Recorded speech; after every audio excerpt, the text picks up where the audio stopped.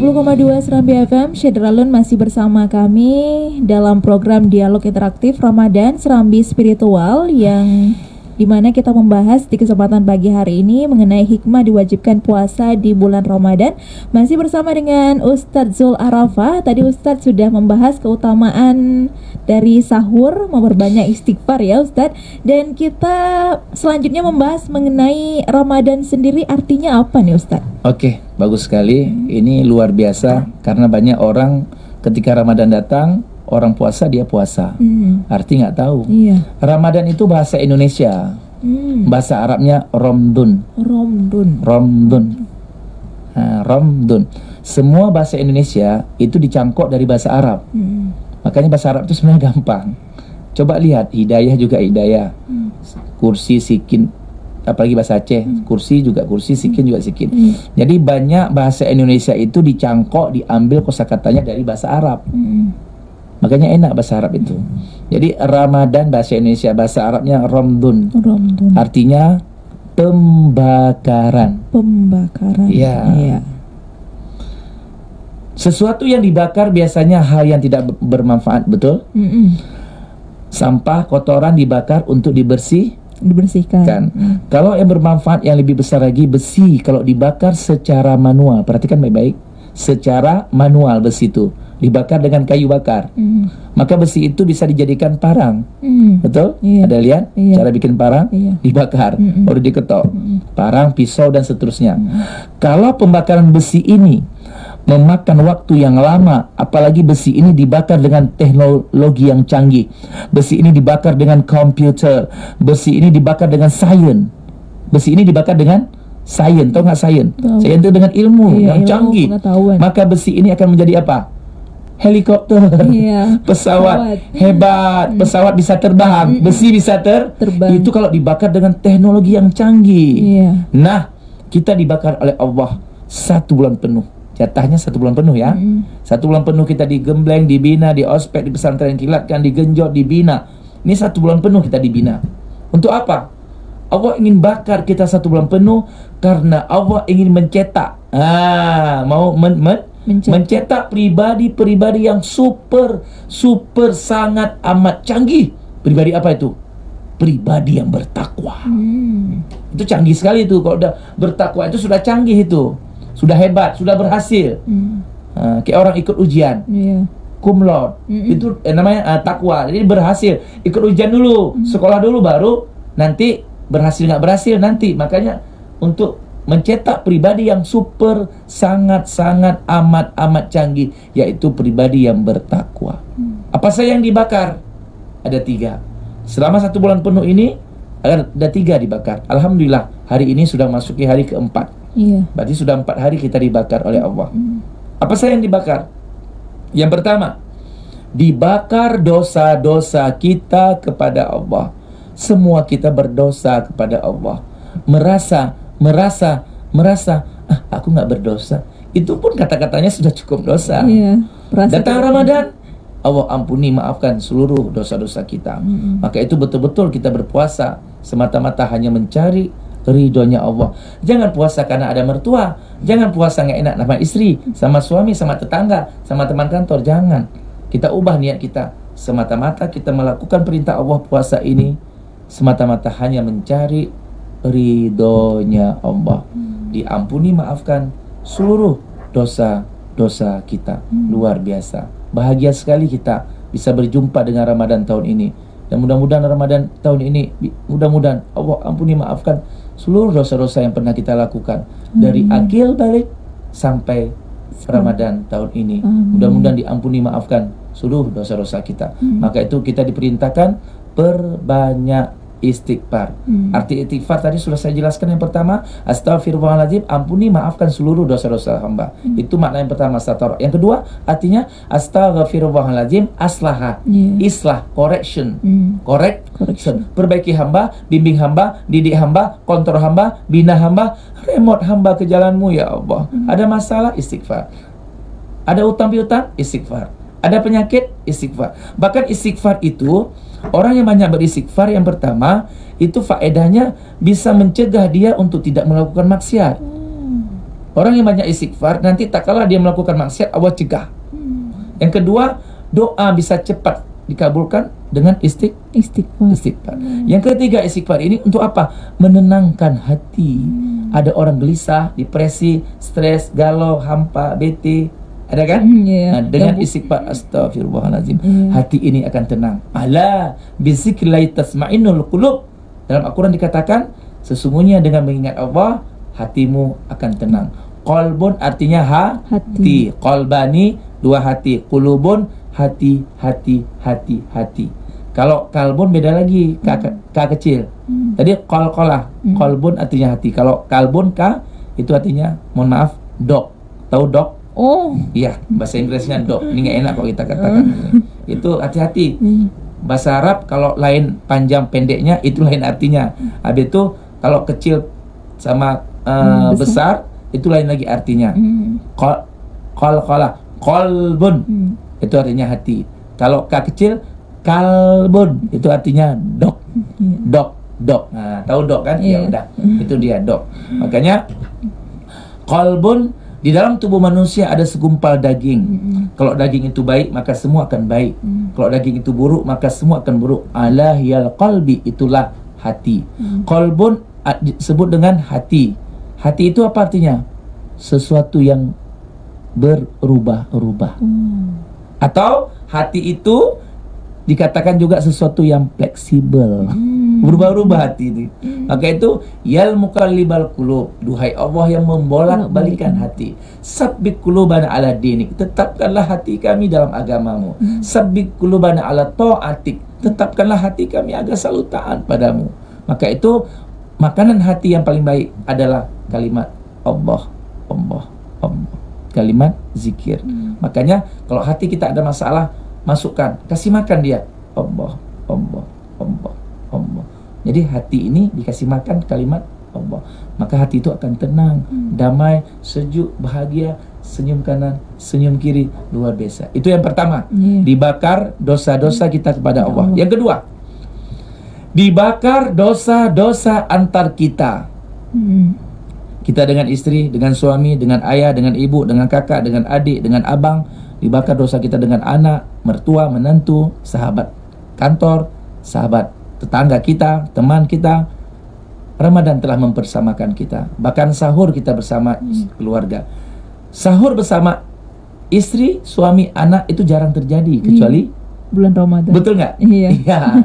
Itulah kenikmatan bersama. Kemudian kita berbuka bersama, sama teman kantor, sama istri udah pasti, sama anak-anak berbuka. Lalu di malam harinya kita pun diterawihkan. Indah sekali. Dimasjidkan, ya, dimusolakan, dimasjidkan, indah sekali. Begitu indahnya, dibakar dosa-dosa di antara kita. Yang ketiga, dibakar sifat-sifat buruk. Ingat? Dibakar sifat-sifat buruk. Hasad, dengki, ria, sub'ah, hujub, pelit. Ini akan dibakar. Ini namanya penyakit hati. Kalau penyakit jasmani, jasad kita itu dibagi dua, jasad dan ruh. Jasad ini biasanya dokter tahu, kamu ini kanker ya, kamu ini tumor ganas, nampak dia. Kamu itu ginjal, nampak. Itu penyakit jasmani, disebut dengan daun. Daun itu penyakit jasmani. Likuli dain dawaun, setiap penyakit jasmani ada obatnya. Jadi kata orang nggak ada obatnya, nggak mungkin, pasti ada obat. Likuli dain dawaun, setiap penyakit jasmani ada obatnya. Tapi kalau penyakit rohani itu disebut dengan maradun. Maradun. Lihat dalam Al-Quran. Fi qulubihim maradun. Qalbun satu hati, qalbani dua hati, qulubun hati-hati mereka. Di dalam hati-hati mereka ada penyakit rohani. Apa penyakit rohani? Hasad, dengki, ria, sub'ah, hujub, pelit, itu penyakit rohani. Mudah marah, penyakit rohani. Maka itu segala penyakit, segala sifat-sifat buruk akan dibakar di bulan suci Ramadan. Apalagi yang malas ibadah, yang suka main game online, suami, anak-anak kita game online, ini dibakar oleh Allah. Yang suka adu ayam, dibakar. Yang suka nyabu, yang suka melakukan kemaksiatan, itu akan dibakar oleh Allah Subhanahu wa Ta'ala, sifat-sifat buruk. Dan insya Allah 1 bulan penuh ini kita akan dibakar. Nanti kita lihat jawabannya. Jangan lihat pertengahan Ramadan, jangan lihat 20 Ramadan, tapi lihat ba'dal Idul Fitri, setelah Idul Fitri kita akan lihat hasilnya apa. Natijah itu artinya nilainya apa yang kita peroleh. Maka itu la'allakum tattaqun itu setelah Idul Fitri, bukan di pertengah Ramadan, di ujung Ramadan, di awal Ramadan, tidak. La'allakum, mudah-mudahan. Di situ kata-katanya la'allakum, mudah-mudahan kamu berhasil menjadi hamba Allah yang bertakwa. Bagaimana kalau tidak berhasil? Kalau seandainya kamu tidak berhasil tahun ini, Ramadanmu tidak diterima, tidak menjadi hamba yang bertakwa, apa kata? Please try again next year. Silakan coba lagi Ramadan tahun depan. Mudah-mudahan panjang umur, bisa berjumpa dengan Ramadan tahun depan. Kira-kira Ustadz, apa yang membuat dia tidak berhasil nih Ustadz? Ya nampak, gampang caranya. Ya. Nanti kita lihat setelah Idul Fitri, bagaimana berhasil nggak Allah didik kita? Berhasil nggak Allah bina kita? Berhasil nggak Allah pesantren kilatkan kita? Berhasil nggak dibakar? Berhasil nggak? Sukses nggak pembakaran itu? Sukses nggak didikannya? Kan ada didikan yang nggak naik kelas, karena sudah dididik nggak mau belajar, jawaban salah semuanya. Berarti kan payah ulang lagi sekolah, payah ulang lagi ujian tahun depan. Jadi kita lihat setelah Idul Fitri, ya, berhasil nggak Allah didik, Allah bina, Allah ospek, Allah bakar kita selama 1 bulan ini? Kita lihat setelah Idul Fitri. Nggak perlu tanya sama istri, nggak perlu tanya sama suami, tapi ask to yourself, atau bahasa Arabnya is'al nafsaka. Tanya pada dirimu sendiri, ada nggak hijrah setelah Idul Fitri? Ada nggak perubahan setelah Idul Fitri? Dulu nggak pernah dia sholat berjamaah, setelah Idul Fitri senang sekali dia sholat berjamaah. Dulu pelit, setelah Idul Fitri senang bersedekah. Dulu nggak pernah mentadaburkan Al-Quran, setelah Idul Fitri dia terus mentadaburkan Al-Quran. Setelah Idul Fitri dia sibuk memperbaiki diri. Sugluna in ulidu ila islah. Tidak ada yang diinginkan oleh orang beriman kecuali perbaikan-kebaikan. Semakin hari semakin baik. Ini tanda, bukti, ciri Ramadan tahun ini diterima oleh Allah. Ada hijrah, ada perubahan dalam hidupnya. Dia terus mendekatkan diri kepada Allah. Dia sibuk memperbaiki diri dia sendiri. Dia tidak tertarik sedikit pun mencari aib orang lain. Itu ada perubahan dia. Nampak perubahannya. Dulu nggak pernah mengucapkan Assalamualaikum. Setelah Idul Fitri, Assalamualaikum. Ya, senyum dia. Dulu nggak pernah senyum. Setelah Idul Fitri, senang dia senyum. Assalamualaikum. Waalaikumsalam. Mau kemana? Mau diantar ya? Waduh. Nampak perbaikan dia tuh luar biasa. Sibuk dia melihat orang susah, nggak bisa dia. Nangis dia melihat orang susah. Maunya menolong aja. Dulu nggak. Dia lihat orang susah, mampu saja di sana. Tapi setelah Idul Fitri ini, ketika melihat orang susah, dia nggak bisa, gelisah, inginnya menolong, inginnya membantu. Itulah ciri-ciri tanda-tanda Ramadan tahun ini diterima oleh Allah. Ada hijrah, ada perubahan setelah Idul Fitri. Tetapi sebaliknya, kalau tidak ada perubahan, yang dulu ketika Ramadan 5 waktu berjamaah di masjid, setelah Ramadan pergi, sholat pun dia sudah mulai di rumah, sholat pun sudah sendirian. Dulu padahal berjamaah selalu. Setelah Idul Fitri sudah sendiri. Dulu senang bersedekah, setelah Idul Fitri kok pelit. Dulu senang mentadaburkan Al-Quran, setelah Idul Fitri Al-Quran ditaruh di dalam lemari. Tidak ada perubahan. Sebenarnya kan meningkat. Yes that. Sebenarnya kan harus meningkat, tapi nggak ada perubahan, nggak ada hijrah. Semakin pelit setelah Idul Fitri, nggak ada hijrah, nggak ada perubahan. Semakin parah. Setelah Idul Fitri makin parah. Ini tanda, bukti, ciri Ramadan tahun ini dicurigai alias tidak diterima. Apa solusinya? Itulah tadi. Kalau sudah tidak diterima, ya please try again next year. Silakan coba Ramadan tahun depan. Mudah-mudahan kita panjang umur dan berjumpa dengan Ramadan tahun depan. Mudah-mudahan di Ramadan tahun depan kita bisa hijrah. Nah Ustadz, dalam pembakaran tadi pastinya ada yang dibakar dosa kepada Allah, dosa antara kita, kemudian juga sifat-sifat buruk. Apa yang harus kita lakukan Ustadz untuk bisa dibakar setiap dosa-dosa ini? Ya, diantaranya tuh yang beristighfar.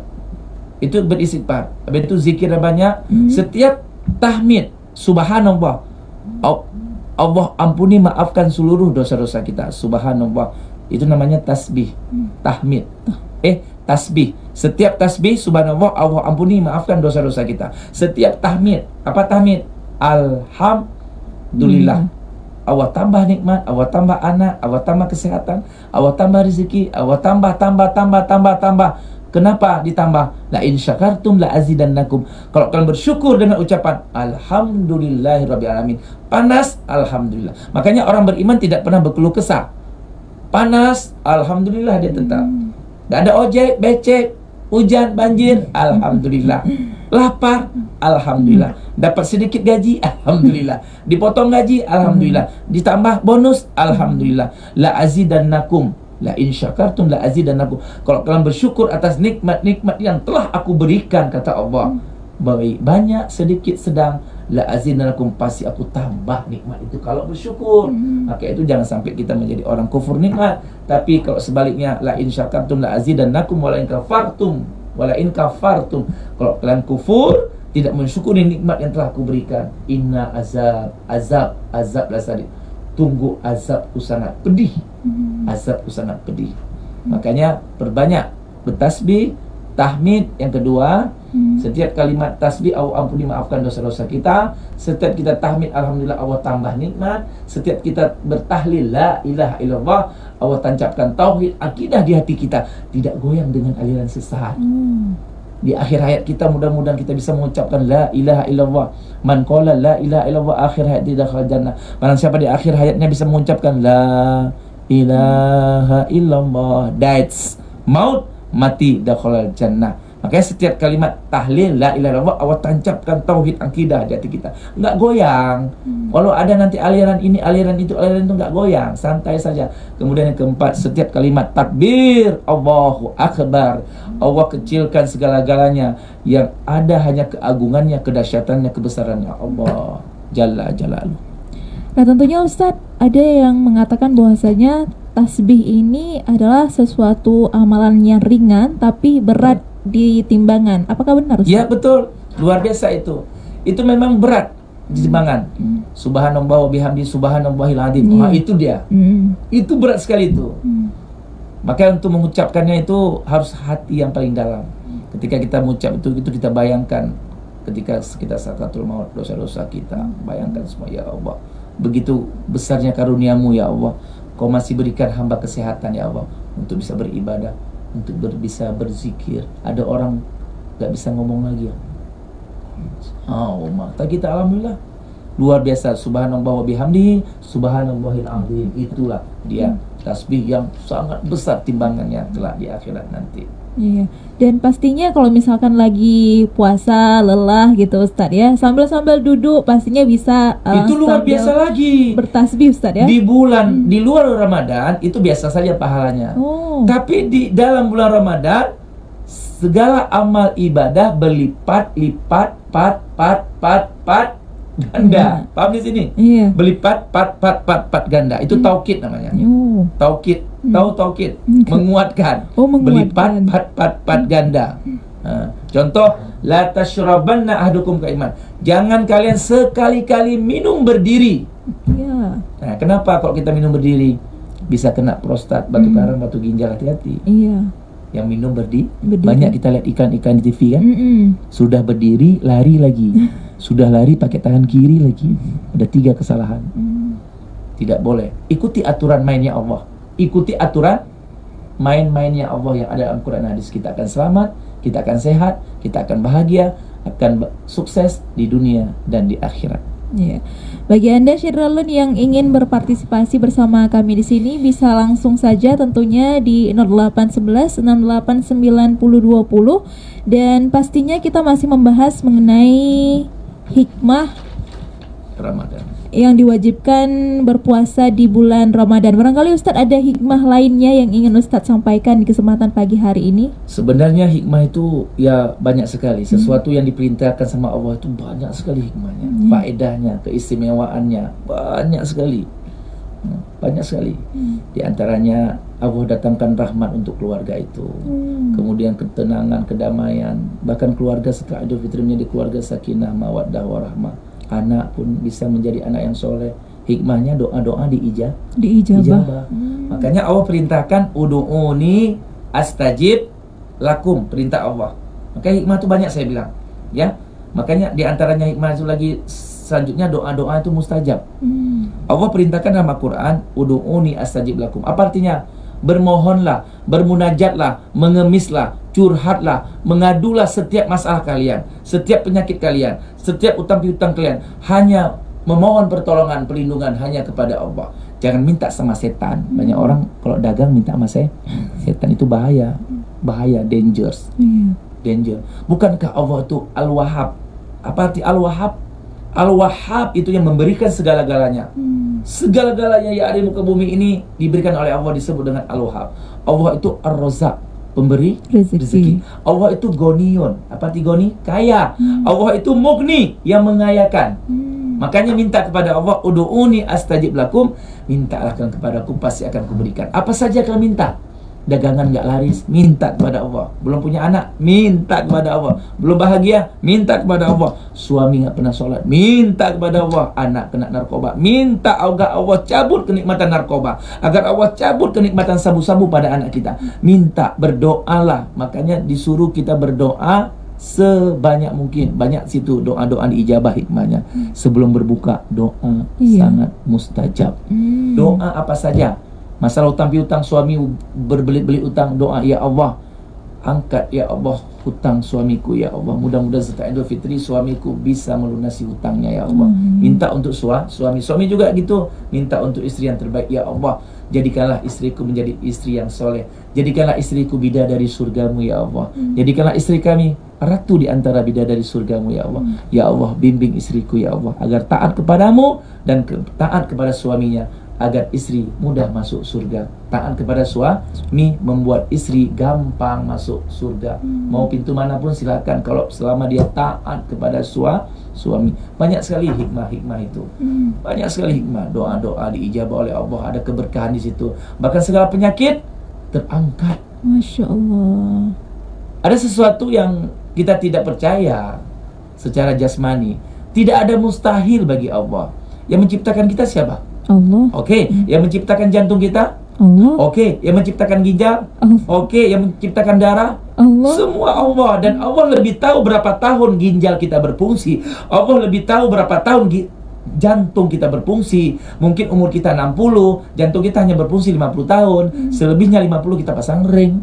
Allah lebih tahu. Makanya kembalilah kepada Allah semuanya. Allah memberikan segala-galanya, penyakit semuanya Allah beri, kembalikan kepada Allah. Bahkan banyak hikmahnya orang berpuasa banyak yang sembuh. Apalagi Ustaz saya nggak bisa puasa, sakit emah. Itu dia nggak percaya dengan Allah, berarti dia percaya sama selain Allah. Kembalikan kepada Allah, insya Allah, demi Allah saya bilang, semua segala penyakit dengan izin Allah akan sembuh. Karena semua yang diperintahkan oleh Allah ada hikmahnya di balik itu semuanya. Tidak ada yang tidak ada hikmah. Semuanya ada hikmah. Dan semua yang dilarang oleh Allah banyak kemudaratannya. Maka itu laksanakan perintah Allah, jauhi larangan Allah. Kita akan hidup bahagia, sejahtera, selamat, sukses, selamat di dunia dan di akhirat.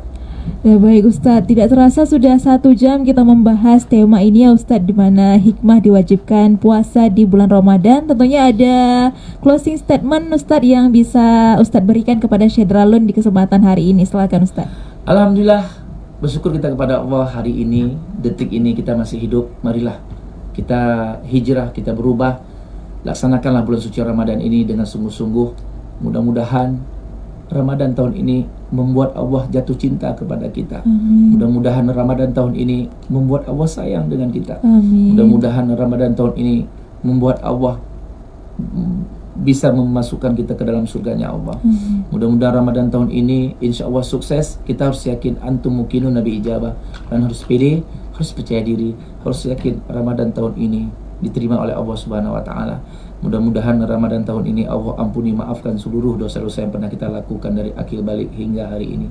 Mudah-mudahan Ramadan tahun ini Allah terima taubat kita. Mudah-mudahan Ramadan tahun ini Allah beri kepada kita kesempatan bertobat sebelum ajal menjemput kita. Do the best, you find the best. Berbuatlah terbaik untuk Ramadan tahun ini. Mudah-mudahan setelah Ramadan ini, setelah Idul Fitri, kita akan menjadi hamba-hamba Allah yang bertakwa. Jangan lelah, teruslah mendekatkan diri kepada Allah. Wattaqullah la'allakum tuflihun. Dalam surah Ali Imran Allah berfirman, teruslah bertakwa, teruslah beribadah, teruslah taat kepada Allah. Mudah-mudahan kalian akan berhasil, kalian akan sukses.